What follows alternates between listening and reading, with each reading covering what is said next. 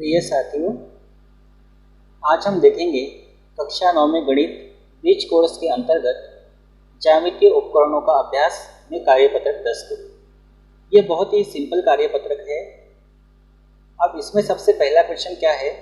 Question में बोला है स्केल की सहायता से दो समान लंबाई के रेखाखंड खींची। मतलब प्रत्येक पॉइंट में हमको दो समान लंबाई की रेखाखंडों को खींचना है तथा डिवाइडर की सहायता से रेखाखंड की समानता की जांच कीजिए। मतलब हमको ये जो डिवाइडर है, इस तरह का उपकरण ये डिवाइडर कहलाता है। इस डिवाइडर की सहायता से जो हम रेखाखंड खींचेंगे समान लंबाई के, तो इस डिवाइडर से हमको ये चेक भी करना है कि जो रेखाखंड है वो लंबाई में समान है या नहीं है। अगर लंबाई में समान है तो हम कहेंगे कि लंबाई में समान है, नहीं है तो हम कहेंगे नहीं। तो इस तरह से ये जो डिवाइडर है, इस डिवाइडर का उपयोग लंबाई को या रेखाखंड की लंबाई को मापने के लिए करते हैं। डिवाइडर का उपयोग रेखाखंड की लंबाई को मापने के लिए हम करते हैं। तो चलिए सबसे पहले तो दो रेखाएं खींच लेते हैं। तो पहले सभी भी हम खींच लेते हैं या फिर एक एक करके भी हम काम कर सकते हैं। तो यहाँ पे हम समान लंबाई के दो रेखाखंड खींचते हैं। ये 0 है आपका, यहाँ पे खींच लेते हैं 3 सेंटीमीटर।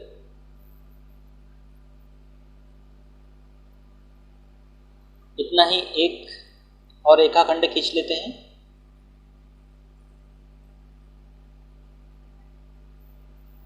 ये 3 सेंटीमीटर। इस रेखाखंड का अगर नाम देना चाहते हो तो नाम दे सकते हो। इसका नाम दे दिया AB, इसका नाम दे दिया CD। ये है 3 सेंटीमीटर और ये भी है 3 सेंटीमीटर। अब हमको क्या करना है?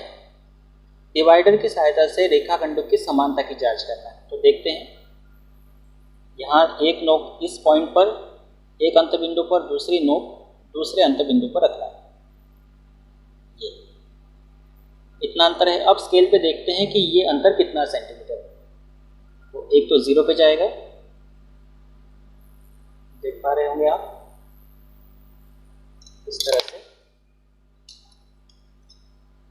एक तो आएगा 0 पे और एक आ रहा है बराबर 3 सेंटीमीटर पे। देख पा रहे होंगे आप, बराबर इधर थोड़ा सा कर देते हैं, 3 सेंटीमीटर है बराबर। 0 से यहाँ तक 3 सेंटीमीटर है। इसको देख लेते हैं,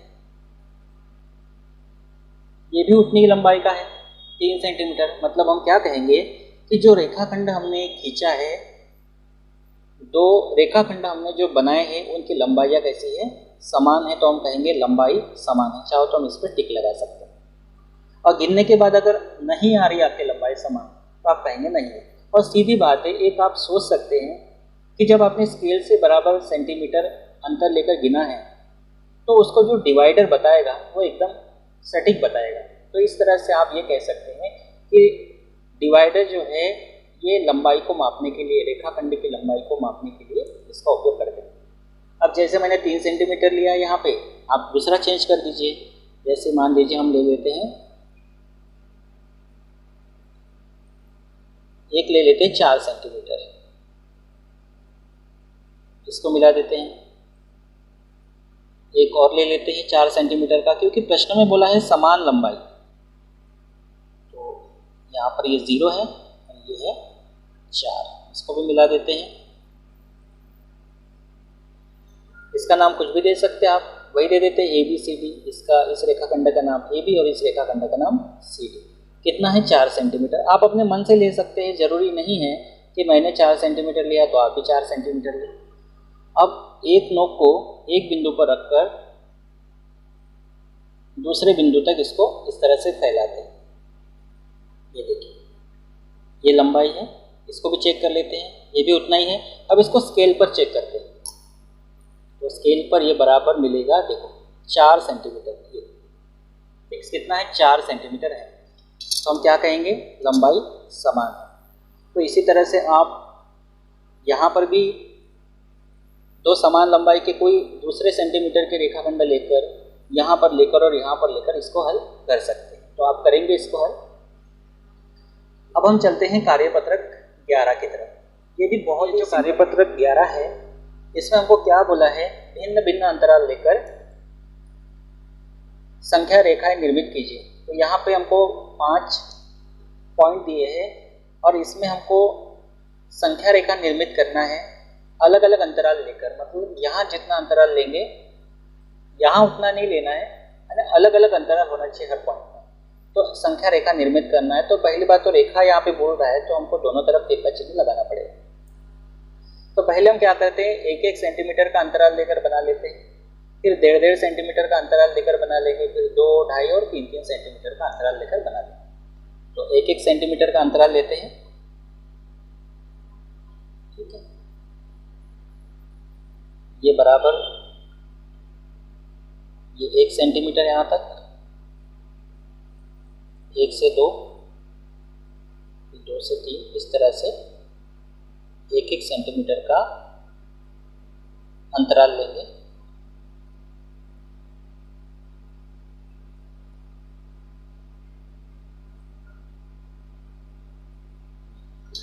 इसको थोड़ा सा इस तरह से दिखा देते हैं।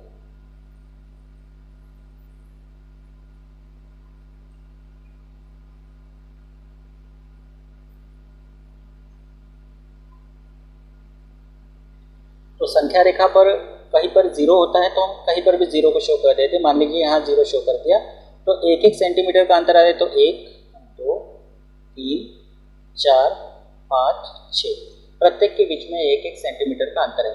इधर भी होगा 1, 2, 3, 4, 5, 6, लेकिन 0 के इस साइड या ये कहें कि बाएं साइड में होती ऋणात्मक संख्या 0 से इधर, इसको लेंगे माइनस।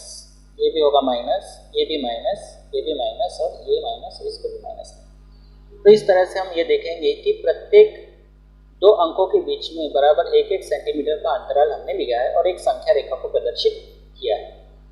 उसके बाद अब हम अलग भिन्न अंतराल लेकर एक नई संख्या रेखा को हम यहाँ बना लेते हैं। तो यहाँ पे हम ले लेंगे अब 1.5 सेंटीमीटर का अंतराल, यहाँ से स्टार्ट कर लेते हैं। ये है आपका, स्टार्ट कर दिया यहाँ से, तो यहाँ तक होगा 1.5, फिर यहाँ से यहाँ तक होगा 1.5, यहाँ से यहाँ तक होगा 1.5, फिर यहाँ से यहाँ तक होगा, यहाँ से यहाँ तक होगा, यहाँ से ये यहाँ तक, यहाँ से ये 9.5 और उसमें 1.5 जोड़ेंगे तो हो जाएगा 10.5 होगा ये, और उसमें 1.5 जोड़ेंगे तो हो जाएगा 12 तक, इस तरह से। तो इसको व्यवस्थित कर लेते हैं इस तरह से।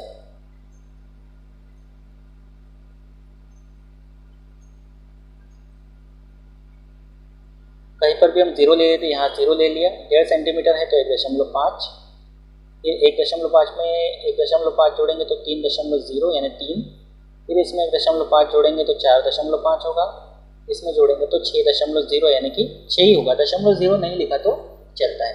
इधर वैसे ही होगा 1.5 लेकिन माइनस, यहाँ होगा -3.0, यहाँ होगा -4.5 और यहाँ होगा -6.0।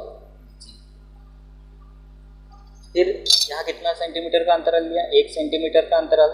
यहाँ हमने लिया 1.5 सेंटीमीटर का अंतराल, अब हम लेते हैं 2 सेंटीमीटर का अंतराल।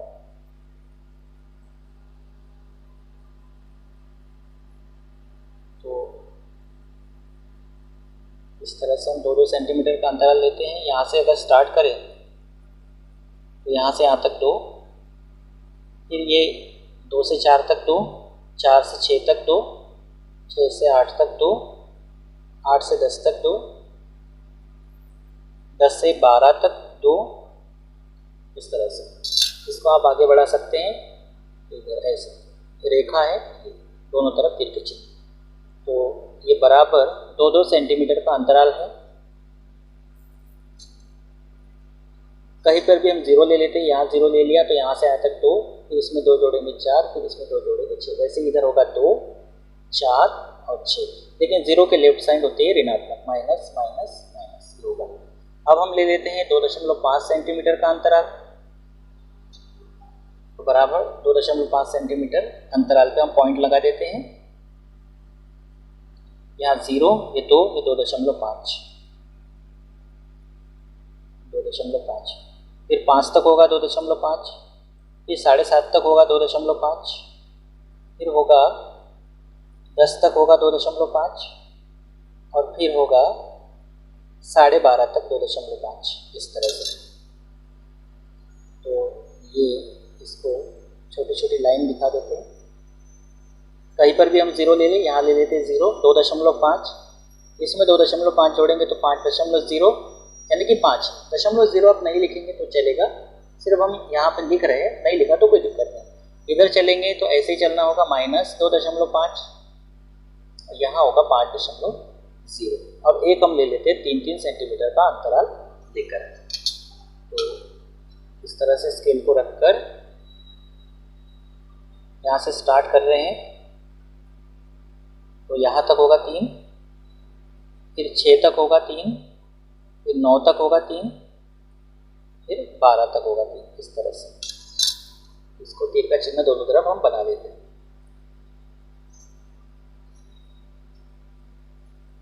कहीं पर भी 0 ले लें, यहाँ पर ले लेते हैं, ये 3, फिर 6, इधर होगा -3, इधर होगा -6। तो इस तरह से हमने क्या किया, भिन्न भिन्न अंतराल को लेकर, जैसे यहाँ 1 का अंतराल लिया है, यहाँ 1.5 सेंटीमीटर का, यहाँ 2 सेंटीमीटर का, फिर 2.5 और फिर 3 सेंटीमीटर का। तो इस तरह से हमने क्या किया, भिन्न भिन्न अंतराल को लेकर संख्या रेखा को निर्मित किया। तो इस तरह से ये कार्यपत्र 11 आपका होता है यहाँ पर कंप्लीट। और उसके बाद आता है अधिगम परीक्षण। इसमें ज्यामितीय उपकरणों का परिचय एवं अभ्यास, जो हमने अभी तक 11 कार्यपत्रकों में सीखा है, उसी को यहाँ पे हमको अप्लाई करना है। और इस अधिगम परीक्षण को, मतलब लर्निंग टेस्ट को, आपको खुद हल करके देखना है।